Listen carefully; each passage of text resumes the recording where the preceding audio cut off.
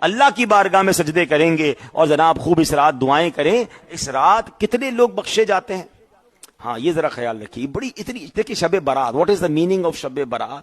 برات کس کو کہتے ہیں؟ آپ نے سنا ہوگا یہ بندہ باعزت بری ہو گیا، اس کا مطلب آزاد ہو گیا. یہ آزادی کی رات ہے. اور حدیثوں میں مختلف حدیثوں کو ملا کر 11 قسم کے لوگ ہیں، 11 ٹائپ آف پیپل جو اس رات نہیں بخشے جائیں گے.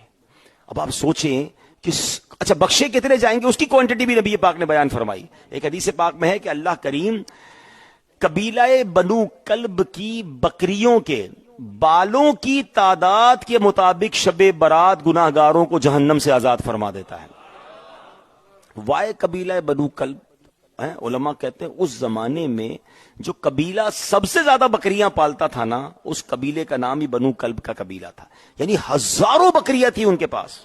اچھا بکری کی مثال کیوں دی گئی؟ اس کے بال کتنے ہوتے ہیں؟ کبھی کسی ایک بکرے کے بال آپ گن سکتے ہیں؟ نہیں گن سکتے. انکاؤنٹیبل. ہم تو اپنے سر کے بال نہیں گن سکتے. لیکن جو سب سے بڑا قبیلہ، اس کی جتنی بکریاں، ان بکریوں میں جتنے بال ہیں، اللہ سب اتنے گناہگار جہنم سے آزاد فرماتا ہے. اس کا مطلب یہ کہ سبھی بخشے جاتے ہیں.